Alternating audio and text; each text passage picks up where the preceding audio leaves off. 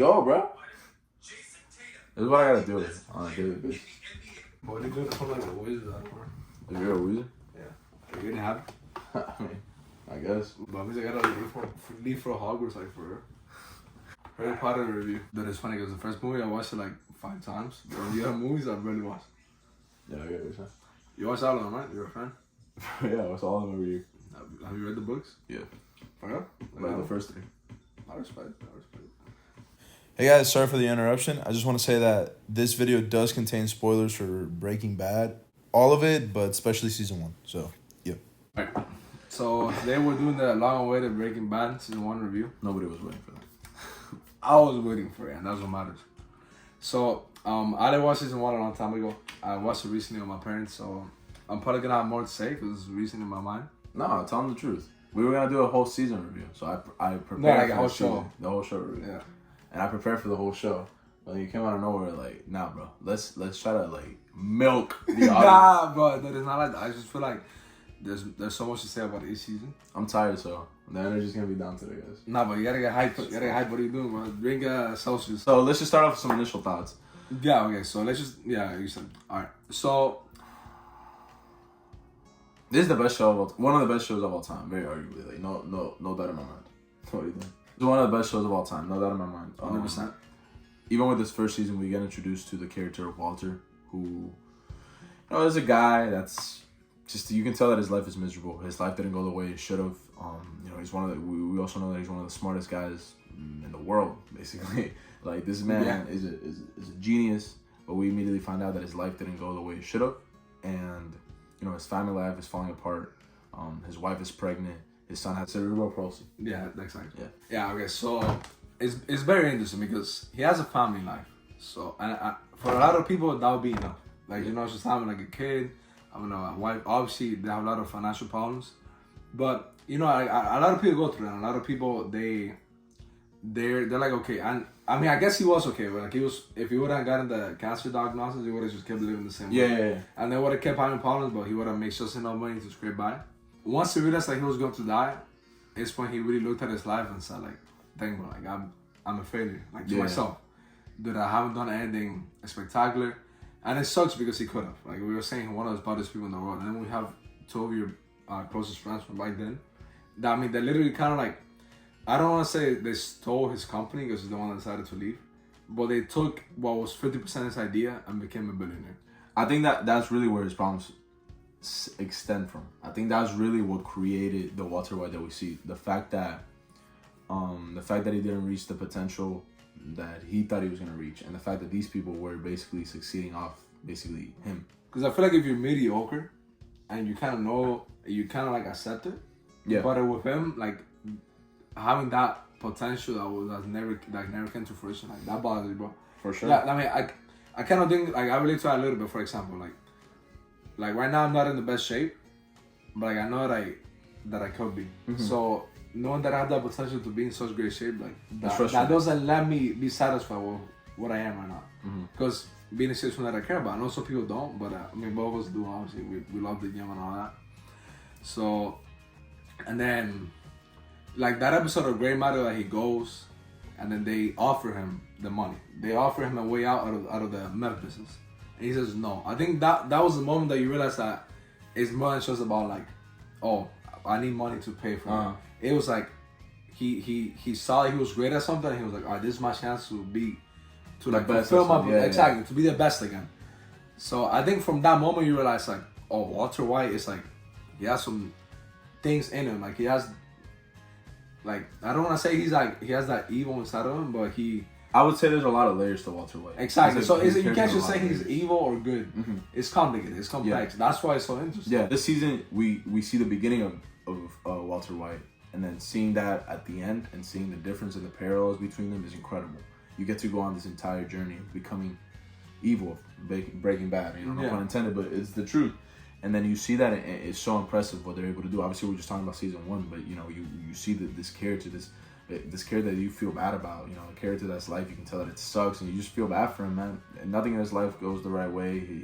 His brother-in-law, for example, he like bullies him basically. Like, you know what I'm saying? He's This was a show from every single time. Yeah, like you just feel bad for this guy, and to a certain extent, you understand why he does what he does. You know what I'm saying? And then another character, Jesse, that we get introduced to. Obviously, the second main character. Yeah, let's talk about him a little bit. So Jesse, like when you first meet him, he's just like a druggie. You know, just taking drugs. He's just cooking meth. You don't really, he's like a failure. He graduated from high school. He barely graduated from high school. He's not a smart guy when it comes to books. He didn't go to college. His parents kicked him out. They view him as a massive disappointment. You know, and like you see it in the first season, the story with his parents, and it's interesting because in a way you feel bad for him, the way they treated him. But it's like you get it. You get why they don't want him on like his brother. For sure. But then like that's still your son. You should that's still your son, and I don't think you should ever give up on your son like that. Especially if like when he came back to the house, he was actually behaving good. You know? And I think that's how we see the dynamic between Walter White and Jesse grow, because Walter White always believed in Jesse. He always saw something big for Jesse. He always believed in Jesse, and I think that's why Jesse was so attracted to Walter White in the sense of like a father figure, because his parents weren't like that for him. His parents saw him as a failure. Didn't even try to help him. They didn't try to get him help. They basically said like, oh, if you don't improve, get out of the house and stuff, like, you know what I'm saying. So that we get to see all these different layers between all these different characters, and that's why I think the show works so well. And then their chemistry is great. You know, the first season you just see a helpless kid, and Walter White, he takes advantage of him, and you don't realize that until later on in the show. But Walter White's taking advantage of a kid. Taking advantage of a kid who needs help. They're both desperate in their own way. Yeah. And then Walter uses that desperation to his advantage. And whatever, like at first, like he didn't have any bad intentions for Jesse. He didn't mean to hurt him. And then he actually starts caring about him, like especially in season 2 when we get there. But like it's towards the end of the show, like the way he starts treating Jesse is just horrible. And I don't want to get too far ahead of myself. So at first, when I first saw Hank, I was like, damn, this guy's about to be super unlikable. Yeah, this guy's gonna be a piece of shit. He's gonna treat Walter like ass. Like this guy's just unlikable. But then as the season progresses and as the show progresses even more, you're rooting for Hank. 100%. Like Hank becomes damn near like your favorite character.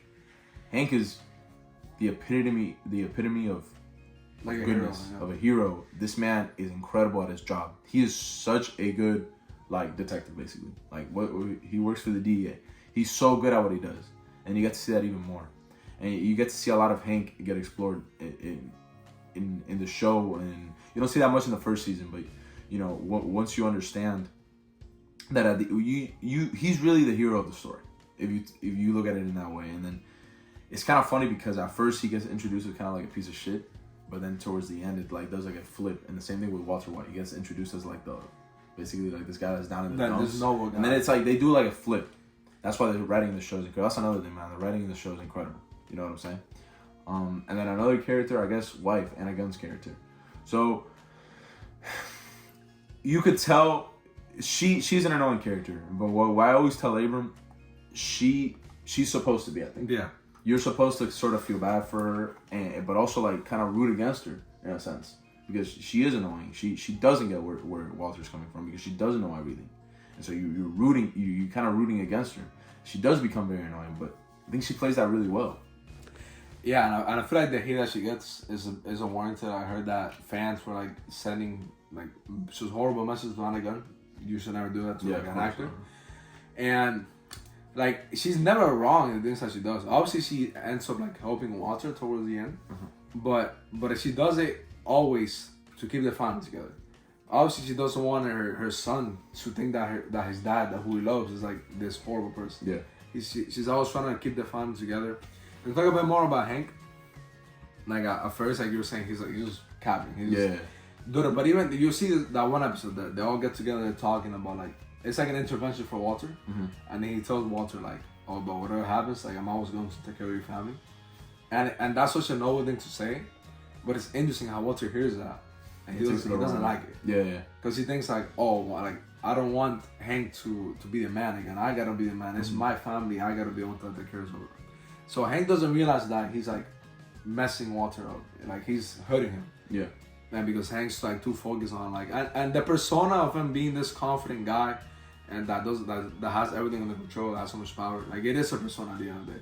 Because see, like after in all the seasons, after he does things to the police that affect him, this man's like freaking out.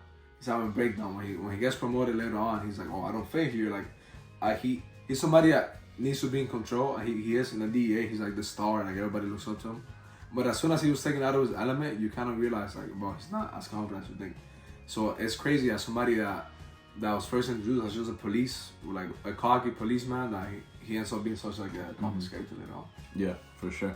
The other characters are fine. They do what they're supposed to. I mean, season 1 there's not that many. Yeah, there's not that many characters. We have Tuco, which is a really like just. But I think that was perfect put into put for the first season because he's so crazy. He's so different from the calmness of Walter, I guess. Yeah. You know what I'm saying? And then even Jesse, like Jesse's not even that crazy.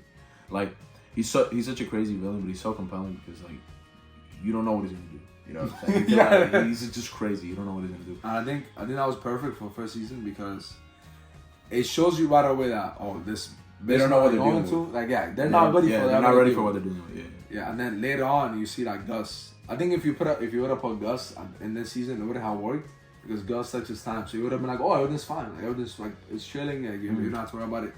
But right away you have this guy beating up Jesse and you have this guy killing somebody right in front of them, and they're like, wow, like that season that part after Tuco kills like his friend and Walter and Jesse just walk forward like, oh my goodness, why is he laughing? Like I think that was the perfect way to like not. I know people say season 1 ended out of nowhere.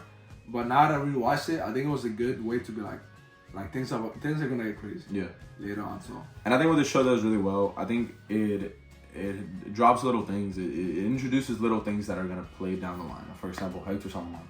Yeah. Like he's a huge part of the show. He ends up being, especially even better Call Saul. Yeah, exactly. So like this show drops little things here and there. That's like in this season, especially season 2. I think season 2 is a big, I guess, exposition type season. It is. So 100%.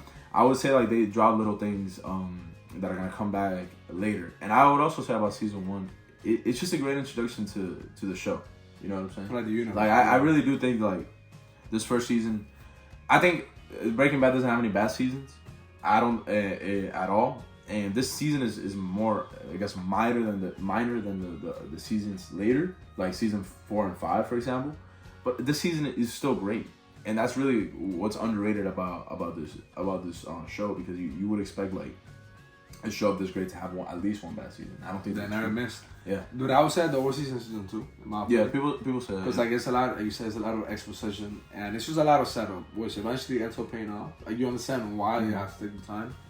But season 1, man, it was. Now that I watched it, bro, like it was funny. The first episode was obviously like one of the best. Not much happened in the first episode. It definitely gets fire first episode. No, for sure. Yeah, like season 1 it's a great season. I would say it's the second worst, but second worst in Breaking Bad is still amazing. Yeah, amazing. One of the best like starts with a show, bro. Yeah. Like there's so much more to say about it. We're gonna get more into it later on. This is actually what I wanted to do, like a season by season. Yeah. Like you said, like season 1 is only 7 episodes, but we just said so much about like every single character and all that. So I'm excited to keep talking about season 2, season 3, season 4, and season 5. So exactly. Be on the lookout, and thank you guys so much for watching. Yeah, of course. Subscribe, like the video, and new studio coming soon. Yeah, peace out.